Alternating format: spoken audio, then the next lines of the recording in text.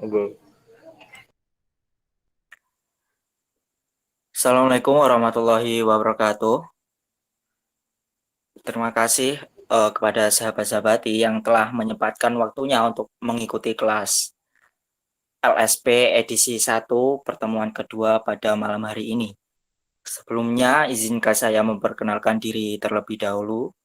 Saya Muhammad Ismail Lila Besor selaku moderator akan memandu proses jalannya diskusi pada malam hari ini. Nah, pada pertemuan kali ini akan membahas mengenai paradigma ilmu-ilmu sosial dan humaniora yang akan dipaparkan oleh sahabati Ajeng. Baik, sebelum diskusi dimulai, marilah kita sama-sama membaca suratul Fatihah terlebih dahulu. Ala niyati sholihah al-Fatihah.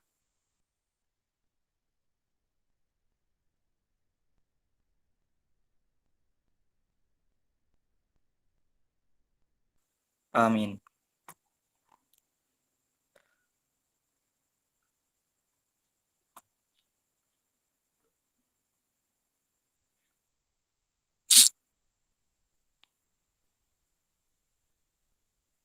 Baik, untuk mempersingkat waktu, kepada sahabati Ajeng dipersilakan untuk memaparkan materinya. Izin saya screen dulu ya.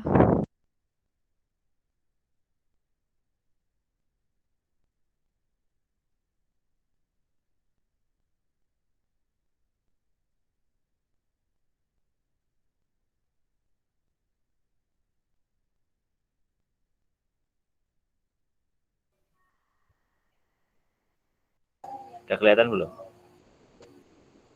Udah. Oke.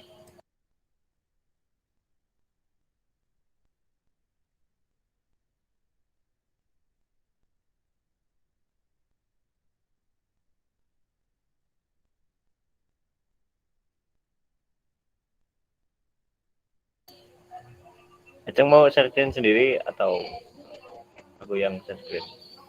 Dari Mas Manan nggak apa-apa. Oke.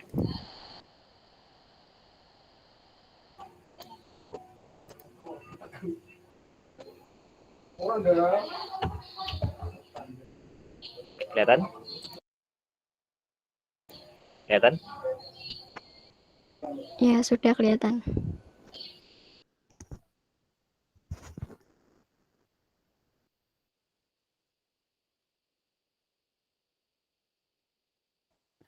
Bisa saya mulai sekarang, Mas?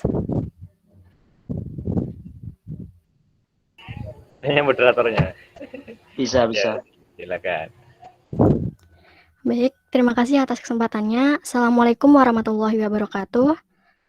Selamat malam kepada sahabat dan sahabati. Sebelumnya, perkenalkan nama saya Ajeng Raga Sinta Dewi. Di sini saya akan menyampaikan mengenai bab 1, paradigma ilmu-ilmu sosial dan humaniora. Next.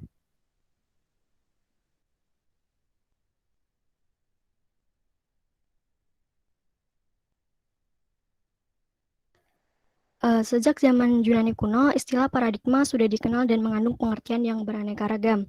Secara harfiah sendiri, para berarti seolah-olah.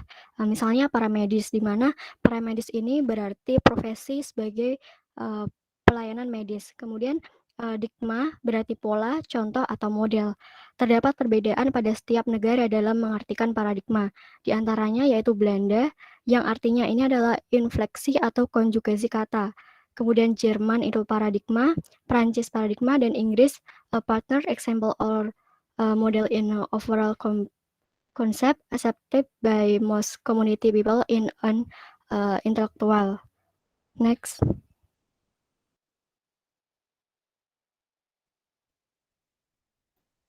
Penulis menemukan dua sumber ensiklopedia yang membicarakan mengenai paradigma. Yang pertama yaitu Ensiklopedia Indonesia pada tahun 1984 yang menyebutkan bahwa paradigma dalam bahasa Latin adalah contoh atau pernyataan yang terus-menerus mendasari penyelidikan karena persoalannya belum terjawab.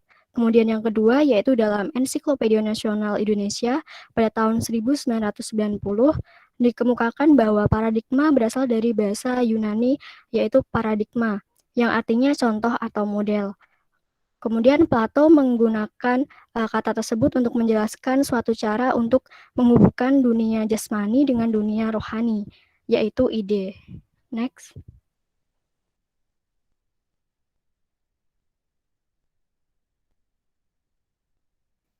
Menurut Plato, ide yang sempurna dan mutlak dapat merupakan model atau contoh bagi benda-benda jasmani. Plato menganggap bahwa dunia rohani atau dunia ide adalah realitas sejati, yang mana dalam dunia Yunani berarti sungguh-sungguh ada. Sedangkan dunia jasmani itu hanyalah semu atau dengan kata lain dapat disebut sebagai dunia bayang-bayang dari realitas sesungguhnya. Kemudian dapat dikatakan bahwa paradigma adalah suatu model yang mengandung unsur-unsur dari berbagai ilmu sosial seperti antropologi yang mempelajari mengenai kebudayaan, etnologi, ini merupakan cabang dari antropologi yang mempelajari tentang beragam suku dan norma budaya, kemudian politik, ekonomi, hukum, dan sebagainya. Model suatu paradigma dapat diuji dalam suatu masyarakat negara. Dan di negara-negara lain di benua seperti di benua Asia, Afrika, Amerika, atau Amerika Latin. Jika cocok dapat disebut sebagai paradigma atau model secara universal. Jadi, pengertian kata paradigma cenderung diartikan sebagai model yang juga mengandung unsur-unsur pertumbuhan dan penahapan. Next.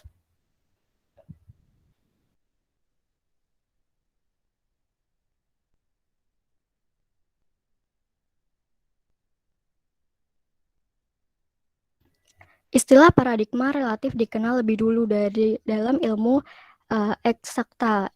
Ilmu eksakta ini merupakan ilmu yang nyata, antara lain yaitu dalam ilmu-ilmu alam, kemudian modelnya diikuti oleh ilmu-ilmu sosial empiris. Dan mungkin di antara ilmu-ilmu sosial itu, ilmu ekonomi adalah ilmu yang paling awal dan mampu mengemukakan paradigma karena sudah dikenal sejak tahun 1776 oleh Smith dan David Ricardo. Prinsip dari ilmu ekonomi ini adalah mengurangi usaha serta memperoleh hasil dan keuntungan yang sebesar-besarnya.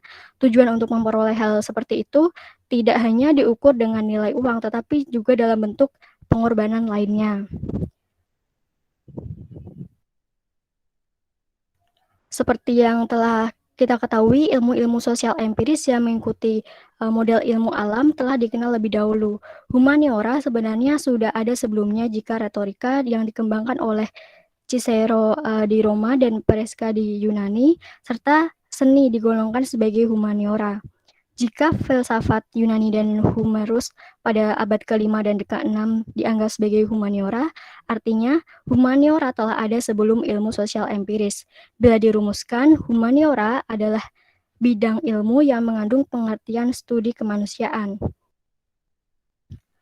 atau the study of humanities dan studi tentang the intellectual and cultural secular movement that statement from the study of classical literature and culture during the Middle Ages. Next. Dari penelusuran arti kata paradigma, tampak betapa rumitnya jika paradigma dipetalikan dengan ilmu-ilmu sosial dan humaniora. Kesulitan itu terutama dalam menentukan suatu pendekatan dan membentuk model, misalnya gramatika dalam ilmu bahasa atau model dalam ilmu-ilmu alam dan fisika. Berikut ini adalah visualisasi yang menggambarkan paradigma dari ilmu-ilmu sosial, humaniora, dan ilmu budaya. Dalam gambar tersebut, ilmu humaniora atau ilmu yang mengembangkan pemikiran manusia adalah yang A ini teologi atau ilmu tentang ketuhanan, yang B ilmu tentang kebahasaan, yang C tentang retorika, yang D tentang penguasaan bahasa dan sastra, E ilmu-ilmu humanistik, dan yang F yaitu filsafat. Sementara itu, ilmu-ilmu sosial yang termasuk dalam gambar tersebut, yang pertama itu antropologi, yang kedua etnologi, yang ketiga ekonomi, yang keempat psikologi, yang kelima politikologi, yang keenam yaitu sosiografi. Next.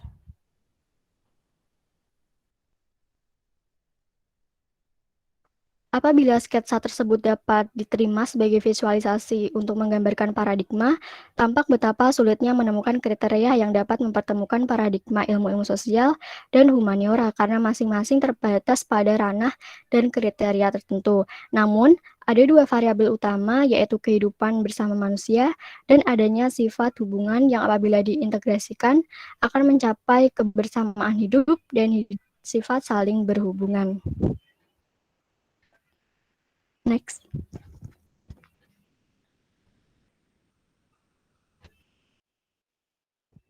Baik, mungkin segitu saja dari saya. Saya kembalikan ke moderator.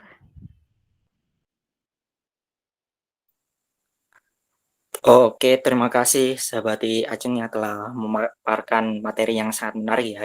Ya, ini paradigma ilmu-ilmu sosial dan humaniora. Baik, mungkin ada yang mau menanggapi atau mau bertanya? Silakan.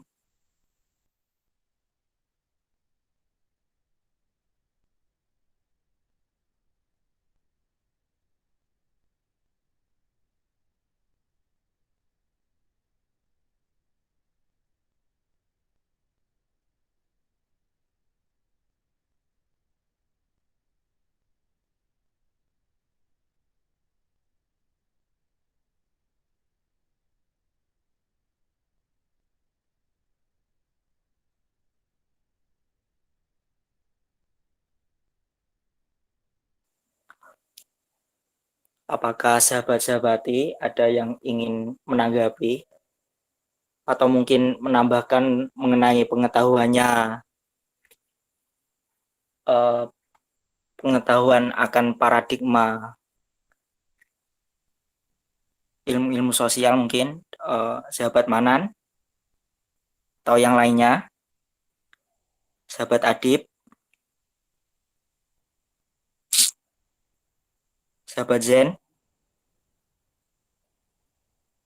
silakan.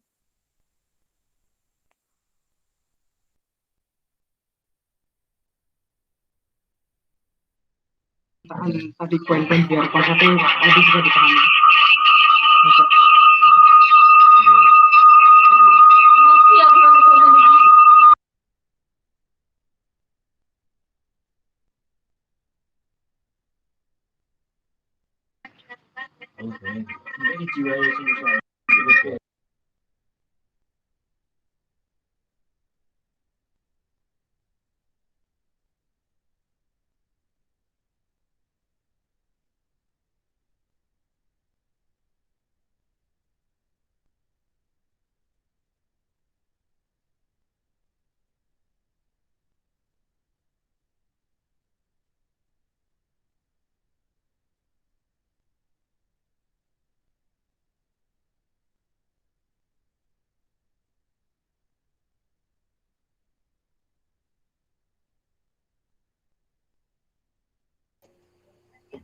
Halo. Halo Nan, gimana? Ingin menanggapi? Ini dulu ya. Kayak apa PC? Apa? Ya, pas dulu ya. Saya kayak. Berapa? Halo semuanya. Selamat malam teman-teman semua. Sahabat dan sahabati. Ini ya, agak penting ya kita bahas pada malam hari ini. Memang kita membutuhkan ini pemetaan konsep ya atau poin-poin yang tadi dibahas karena memang tadi kan membahas mengenai paradigma dalam perkembangannya gitu. Tadi kita banyak membahas mengenai klasiknya paradigma, kita bahas Plato, bahas apa itu namanya Perikles, bahas Cicero, bahas Homeros dan sebagainya. Ini terbentuklah sebuah pemahaman bahwa paradigma itu adalah konsep yang ada pada sains ya, sains abad pertengahan atau bisa kita bilang nggak pernah juga pada abad modern ya.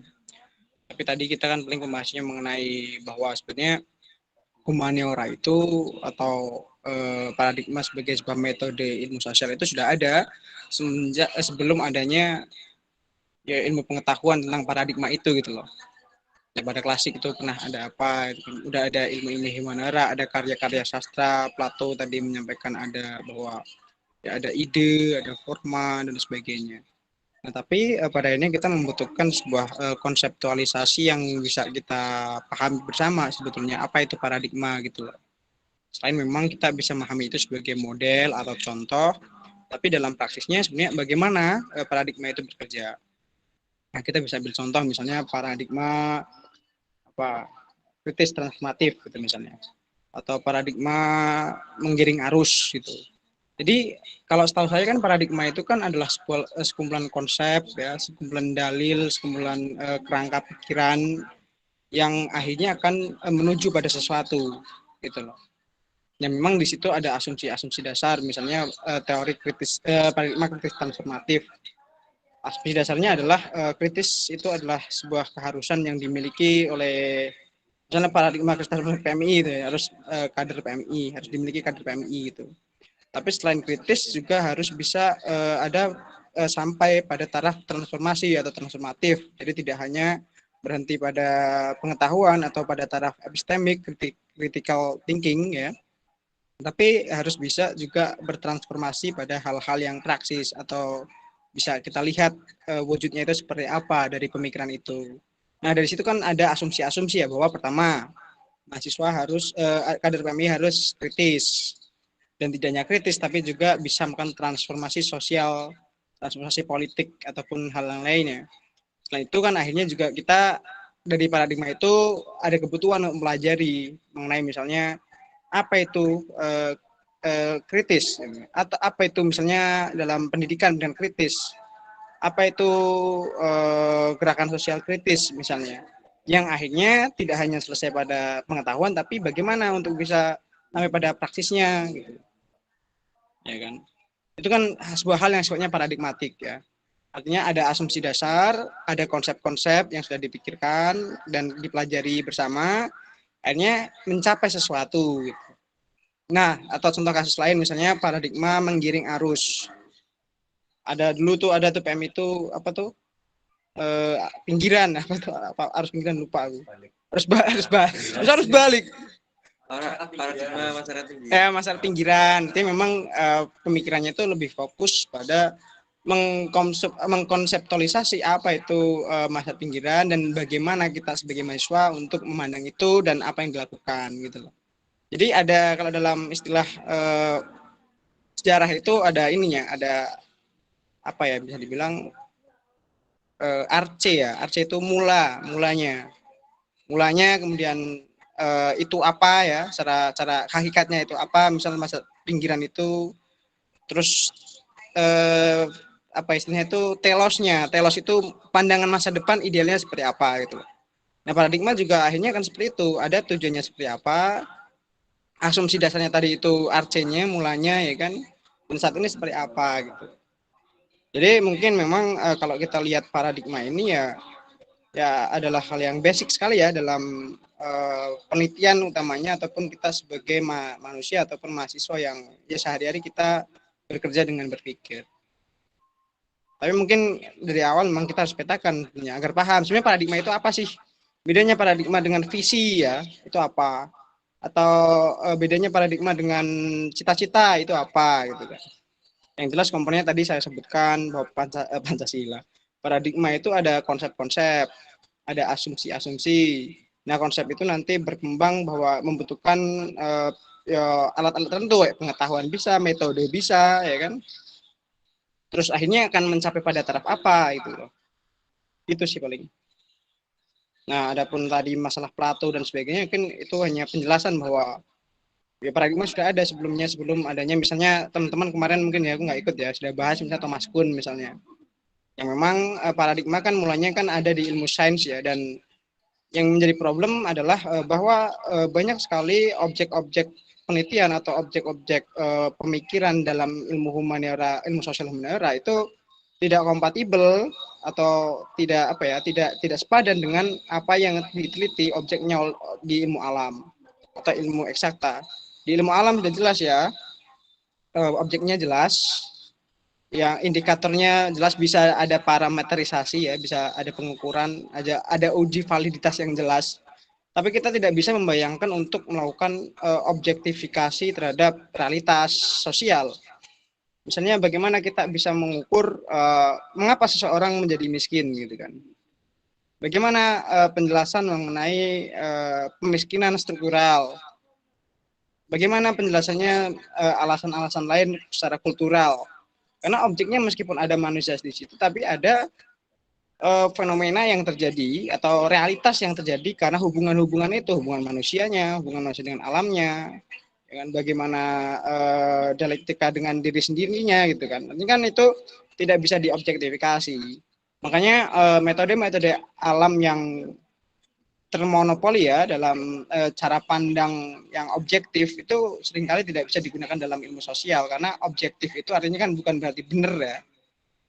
Nanti mengatakan satu, kamu ini harus objektif dong, itu artinya kamu harus melihat itu dalam bentuk objeknya. Misal pengetahuan objektif tentang apa ya di sini botol itu bisa gitu loh.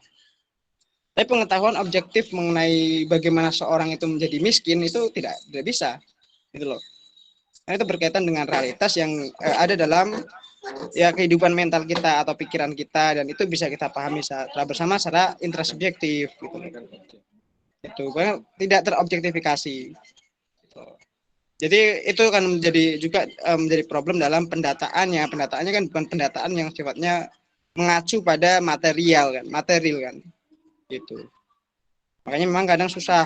Nah, ilmu-ilmu humanera ini memang kadang ya seringkali ini ya diremehkan oleh orang-orang sains ya, memang karena tidak bukan tidak ada sangat semu bagi mereka untuk melihat ya validitas pengukuran kebenarannya misalnya gitu. Akhirnya kan mungkin nanti ya balik bahas ya mengenai misalnya empirisme apa sudah ya mungkin rasionalisme dan sebagainya. Jadi kalau dariku ya intinya paradigma itu ya sekumpulan ini ya, asumsi-asumsi, sekumpulan konsep-konsep, dalil-dalil yang mengantarkan kita dalam menganalisis realitas tertentu dalam kaitannya dengan ilmu sosial humaniora gitu. Dan akan sampai ada apa itu ya tergantung itu kerangkanya itu. Sebenarnya ya kita memakai sebuah kacamata ya. Menggunakan sebuah kacamata untuk dapat melihat sesuatu. Atau misalnya menggunakan perangkat tertentu untuk dapat melihat sesuatu. Misalnya kita bisa mencontohkan mikroskop itu adalah contoh ya, seperti paradigma. Dalam mikroskop itu ada alat-alat ya, ada konsep, ada komponen-komponen. Nah itu ya, misal komponen asumsi itu ada di lensa pertama, tabung di bagian kedua gitu kan. Nah itu akan dapat melihat apa ya, entah virus ya, entah itu spermatozoid ataupun apa, itu kan itu hanya bisa dilihat dengan paradigma mikroskop. Nah kalau kita lihat teleskop nggak bisa gitu loh. Kalau pakai teleskop nggak bisa kita lihat itu, dan sebaliknya kita tidak bisa melihat ekor bintang kalau kita menggunakan mikroskop. Gitu sih kalau sepengetahuanku. Kira-kira gimana?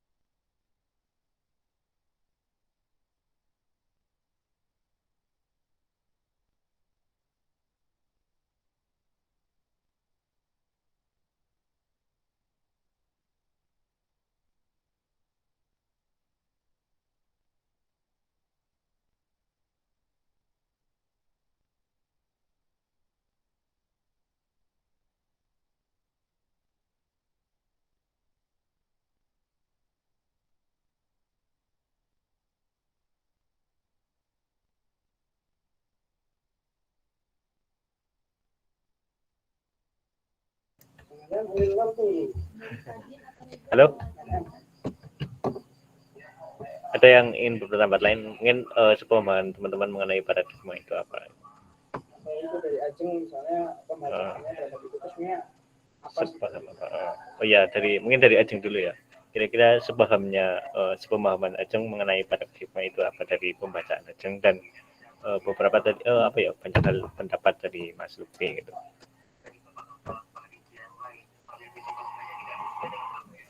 Ya sambil menunggu moderatornya hadir lagi. Nah, sebenarnya kok esoknya kok tahan lu ya, nah. Apa? Nah, sebenarnya kok nah.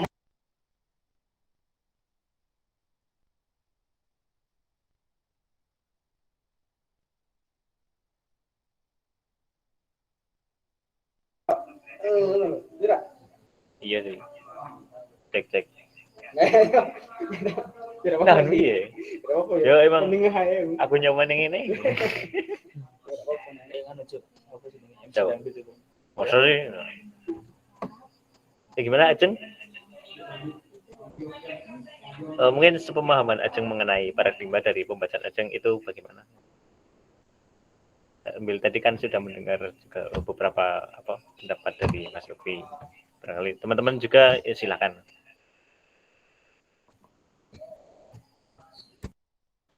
Boleh? Silakan. Baik, kalau menurut saya itu paradigma seperti pandangan gitu, terus juga teori-teori konsep yang memberikan pandangan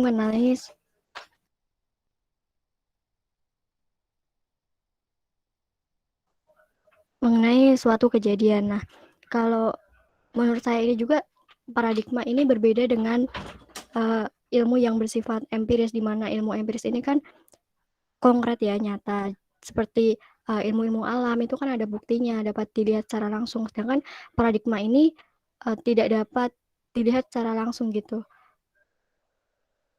Dan juga kalau paradigma ini seperti penjelasan tadi kan, setiap negara ini memiliki pandangan tersendiri ya mengenai paradigma, di mana tadi ada dari negara Belanda, Jerman, Prancis, dan juga Inggris. Seperti itu, Mas.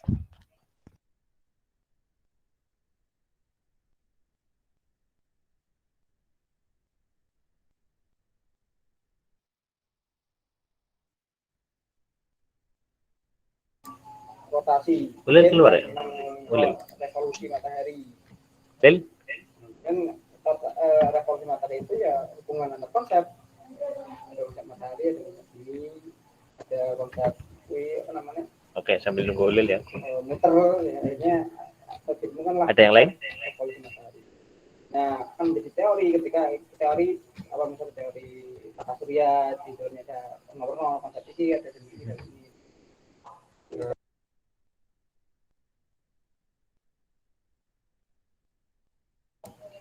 Oke, sahabat-sahabati ada lagi. Ada banyak nih lumayan. Dimas, Elsa, Ferdino, Ulil, terus ada Nurul Nafiko, Supriyati, Taskia dan Lisa Puspitasari. Supriyati. Dimas, apa Dim? Di Dimas ini.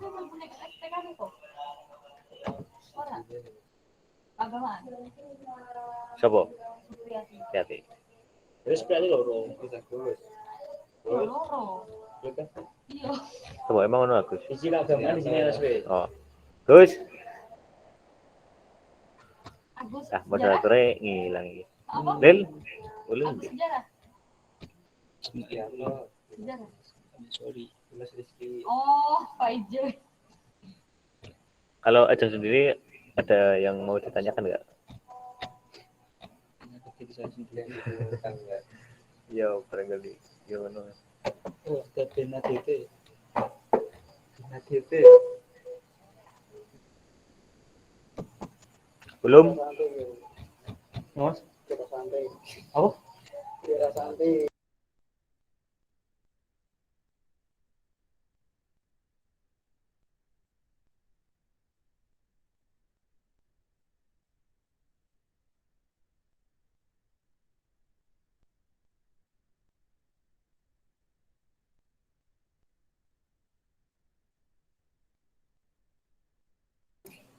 Pak Ferdino.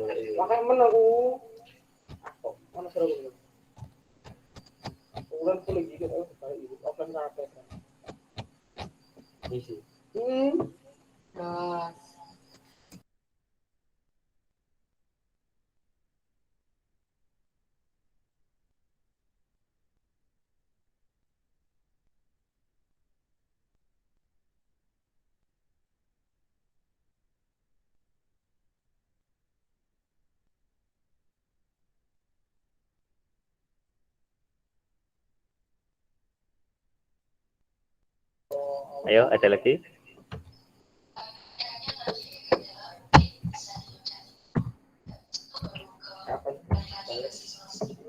Iya, konsep dari ilmu sosial dan monetary dan ilmu budaya. Jadi satu dari kacamata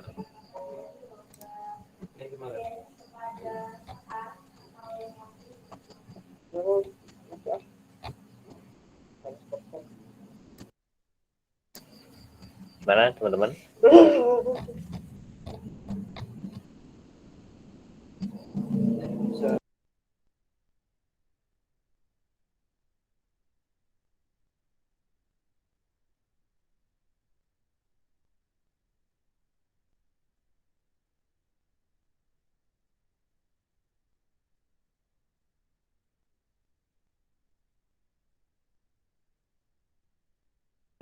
Cukup?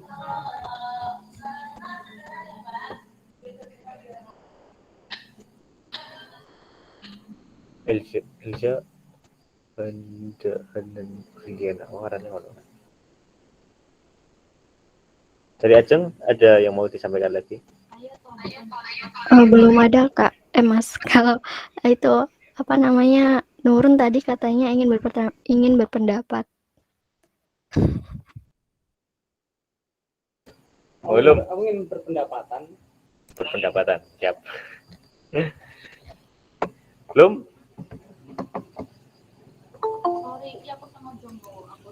Nurun Mas. Oh, Nurun. Nurun apa? Nurun, ya silakan. Belum ada Mas, nanti. Gimana Nurun?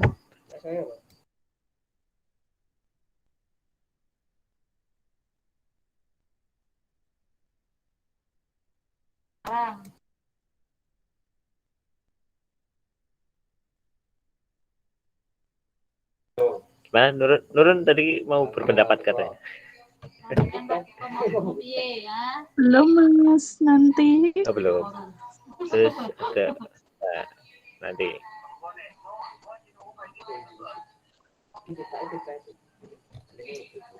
Kalau menurut Nurun sendiri, sepemahaman Nurun paradigma itu apa? Kalau sepemahaman Nurun itu, paradigma adalah sebuah disiplin ilmu sosial, di mana paradigma tersebut merupakan sebuah persepsi yang digunakan oleh masyarakat sekitar dalam menanggapi sebuah realitas yang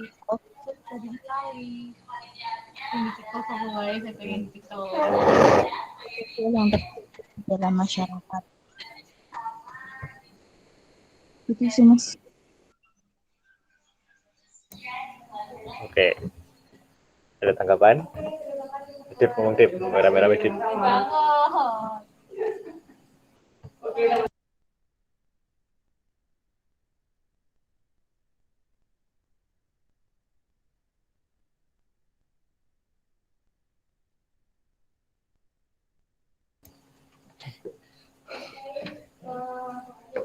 Oke. Ya boleh sih itu kan ya, pendapat ya. Kan tadi ya sebenarnya paradigma itu bukan apa ya. Paradigma kan bukan hanya berlaku di ilmu sosial saja, kan juga berlaku di ilmu alam gitu.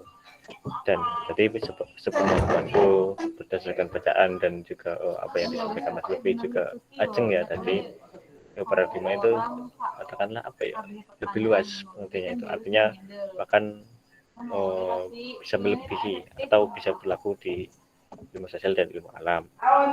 Kalau kita tadi ya umpamakan mungkin akan lebih mudah memahaminya dengan tadi ya perumpamaan apa sebuah Microsoft itu kan sebuah apa ya alat itu terdapat bagian-bagiannya.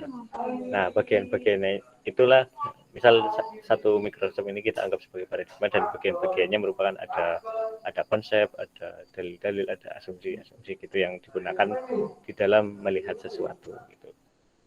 Mungkin hal yang apa ya katakanlah cukup mudah untuk dipahami yaitu ada paradigma misal mikroskop, ada paradigma teleskop.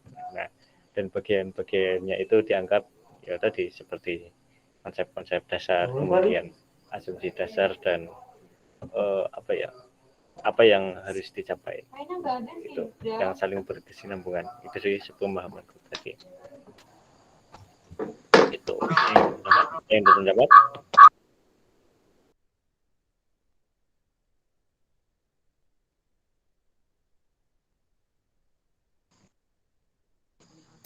Tadi silakan.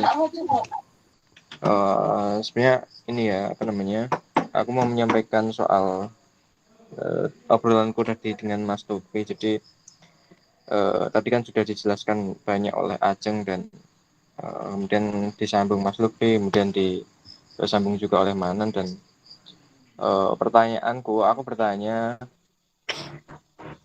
kenapa paradigma itu harus ada gitu. Karena tadi disebutkan bahwasanya paradigma itu terdiri dari berbagai konsep, kemudian ada teori juga di dalamnya dan lain sebagainya seperti itu kan. Nah, pertanyaanku kenapa harus ada paradigma nggak harus kenapa nggak langsung pada teori saja begitu kan. Nah, ternyata paradigma sebuah teori itu memang pada muaranya itu akan bermuara pada satu paradigma. Nah, teori itu kan terdiri dari berbagai dalil ya.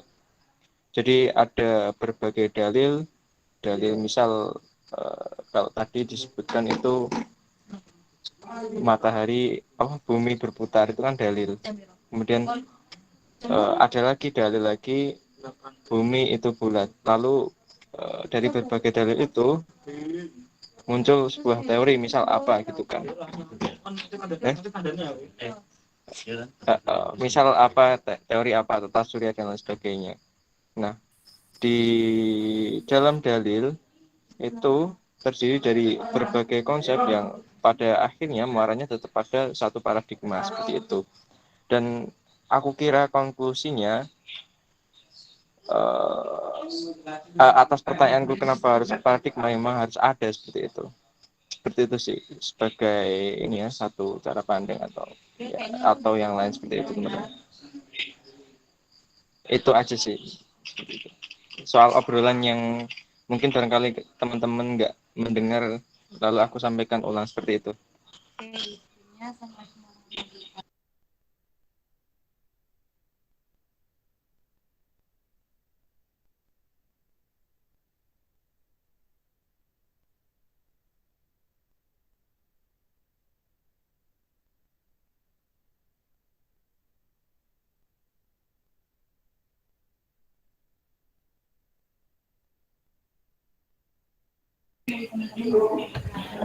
Halo, Ulil. Sinyal aman? Mau pembukaannya sapi ya?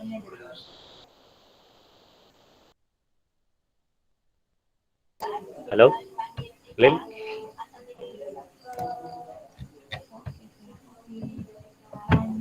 Oke, sebelum menunggu Ulil ya, sinyalnya membaik. Ada lagi yang ingin berpendapat ya? Bisa Taskia, kemudian Retno, Supriyati, Dimas nih, Gus. Oke. Aku nyambung lagi mungkin. Oh ya, silakan. Soal paradigma dan tadi Mas Luki juga menyinggung soal penelitian ilmu sosial ya yang pada saat ini memang berbagai penelitian ilmu sosial itu disekunderkan dan bahkan dianggap sepele seperti itu, dianggap sebelah mata lah dibandingkan dengan penelitian-penelitian ilmu alam seperti itu. Nah, aku kira memang permasalahan penelitian ilmu sosial saat ini itu memang bisa kita lihatlah pada berbagai, entah itu berbagai tulisan, entah berbagai skripsi yang memang satu penelitiannya itu berhenti pada berhenti pada analisis teori saja. Jadi kita ini cenderung mengadopsi teori-teori dari Barat yang kemudian diaplikasikan kepada kehidupan sehari seperti misalnya seperti itu. Contoh saja kayak misal analisis apa ya? Analisis apa? Misal gampangnya analisis dari dampak lingkungan apa ditinjau dari sudut pandang perspektif teorinya siapa. Nah, kita kan cenderung mengadopsi teorinya kemudian kita terapkan pada satu studi kasus dan itu tetap mengacunya pada teori Barat seperti itu. Nah, kelemahan penelitian kita saat ini kan seperti itu. Penelitian ilmu sosial ya khususnya seperti itu. Dan itu yang aku kira jadi satu masalah ya yang saat ini juga ramai banyak orang diobrolkan, bahwa penelitian saat ini berhenti pada taraf mempraktikkan teori, bukan sampai pada taraf meneorikan praktik. Jadi belum sampai meneorikan praktik. Jadi nggak ada upaya untuk lantas kita membuat satu teori seperti itu ya, dan lebih untuk mengkonsumsi dan mengadopsi teori-teori dari Barat yang seperti itu ya, yang bisa jadi itu satu teori yang hegemonik seperti itu ya. Nah, masalahnya itu sih masih minim lah. Nah, maka aku kira pembahasan tentang paradigma penelitian itu pada akhirnya yang bisa dicapai itu kita nggak cuman ini ya meneorikan mempraktikkan teori tapi bisa sampai pada taraf mempraktikkan teori seperti itu sih teman-teman.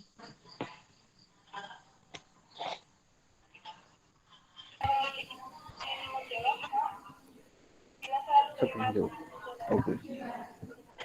Oke, suaranya ada. Oke, iya sih.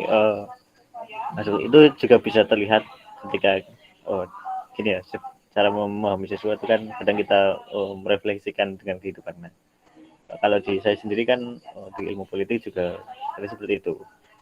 Ada sih yang sudah menyinggung bahwa kenapa penelitian kita seperti ini terus. Nah, kalau di politik itu seringnya membahas mengenai strategi pemenangan terus, lagi-lagi strategi pemenangan.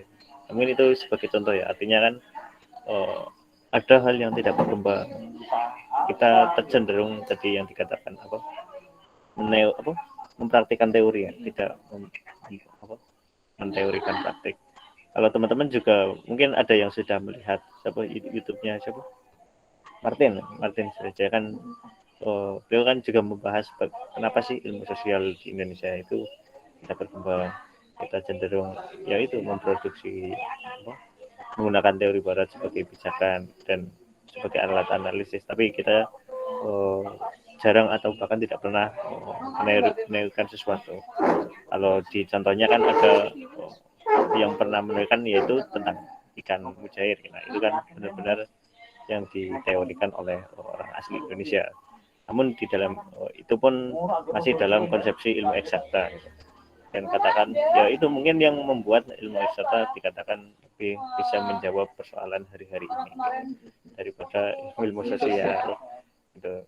Mungkin kalau teman-teman direfleksikan dalam kehidupan sehari-hari, jika teman-teman menemui atau menganggap bahwa ilmu alam dan segala hal yang ada di dalamnya lebih rumit, cenderung lebih bisa menjawab persoalan sesuatu, mungkin itulah akibat dari bagaimana tidak berkembangnya ilmu sosial gitu.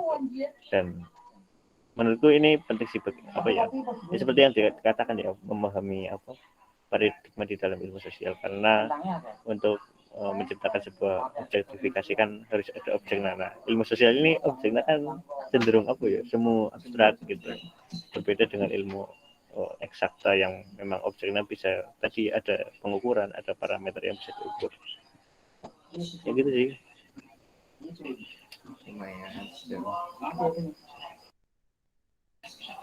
Oke, sambil menunggu moderatornya hilang coy. Sorry. Oke, kalau mungkin apa sinyalnya hilang ya. Jadi penting sih. Gitu. Oke, yang lain ada yang mau disampaikan? Aceng, ada mau berpendapat lagi nggak?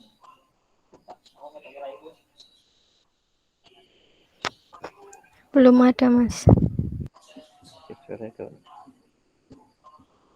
Halo? Aceng? Sorry, tadi.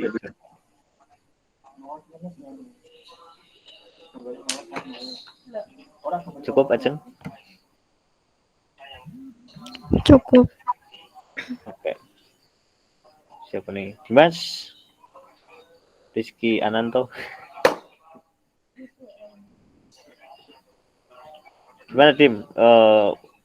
Sepemahamanmu mengenai paradigma? Terus Cako di kandani ya?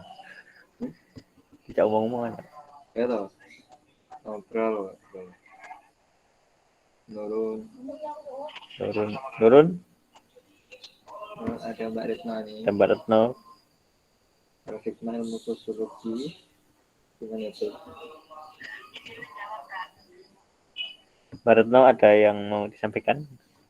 Mungkin sepengalamannya atau sepemahamannya mengenai paradigma? Nggak ada sih. Mungkin tadi karena aku telat masuk ya. Kalau sepahamku ya, kalau paradigma itu kayak cara pandang gitu. Terus kalau sepengetahuanku, paradigma ilmu sosial itu ya tadi cara pandang atau world view yang dicari untuk mengungkapkan sebuah fenomena gitu. Nah, kalau yang aku pelajari itu dibagi tiga. Jadi ada tiga paradigma di ilmu sosial,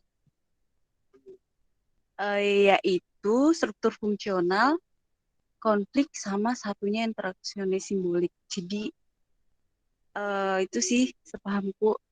Tadi sebelumnya garis besar yang dibahas di diskusi ini tadi seputar apa? Udah pembagian atau mungkin cuman pengertian dulu nih, Manan?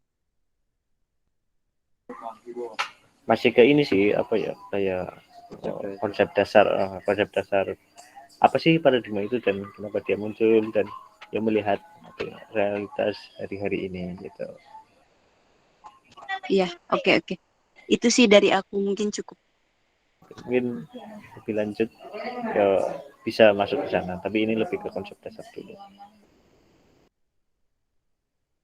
Suaranya delay banget di aku. Oke, Supriyati mau berpendapat?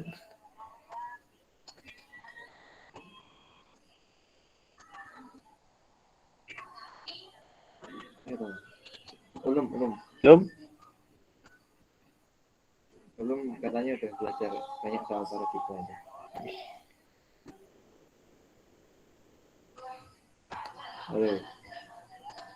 Halo, belum? Menggoyang. Cek.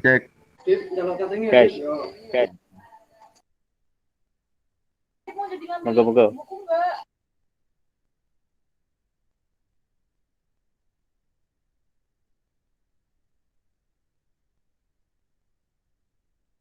Mana Lum?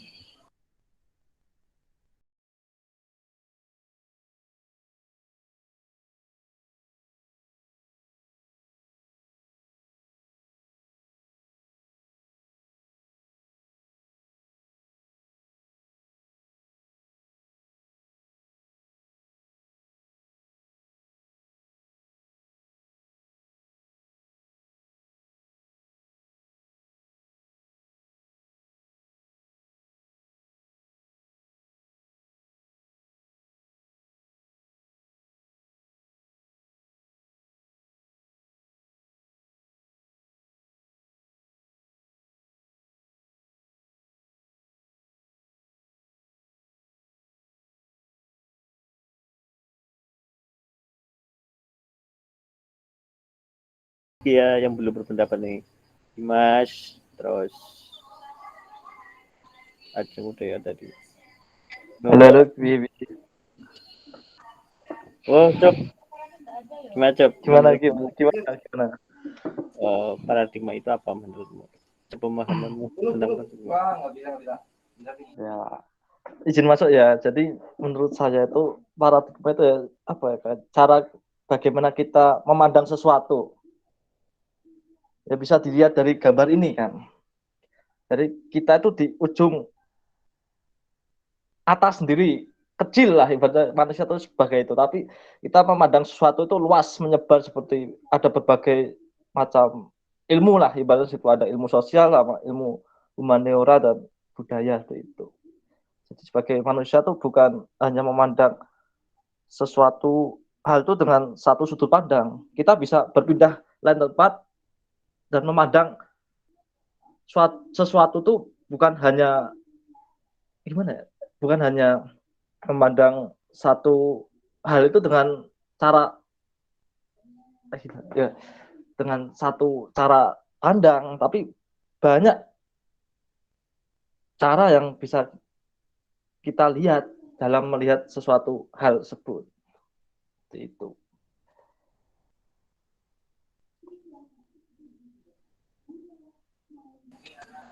Oke. Ada lagi? Cop, tambahan? Mungkin itu saja sih. Oke, cara pandang ya. Cara pandang artinya kan ini tadi ada konsep dasar, kemudian ada apa ya? Yang nantinya menghasilkan metodologi, kemudian konsep-konsep dasar, teori dan kelengkapannya. Ada lagi?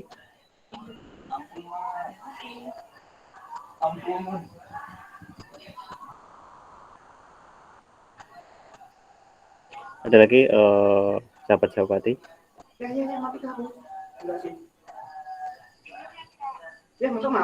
Dimas, Nurun,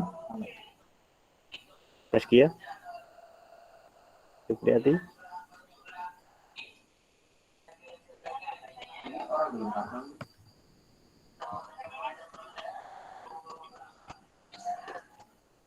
Ya, mungkin kita sampai jam 9 ya, Tanggung.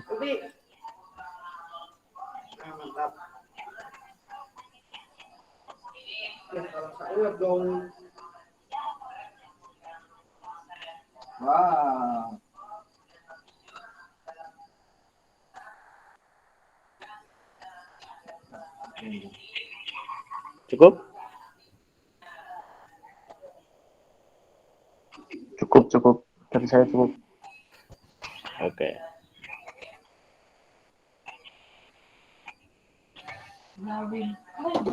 Ya, mungkin untuk malam ini kita cukupkan dulu ya.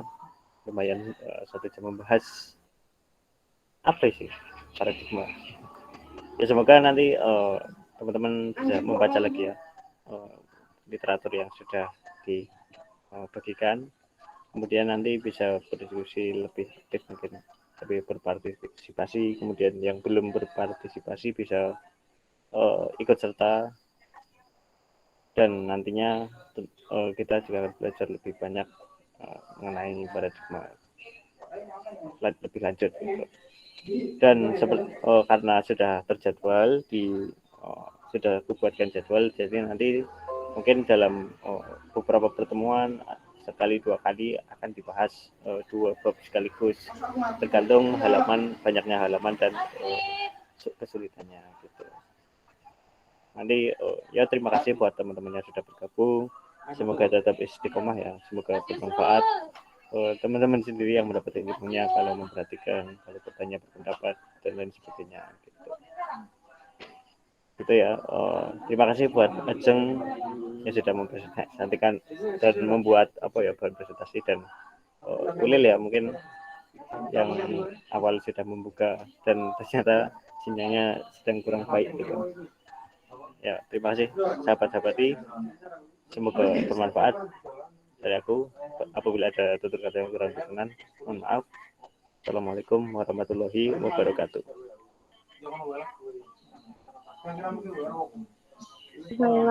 Waalaikumsalam warahmatullahi wabarakatuh. Oke. Terima kasih buat semuanya.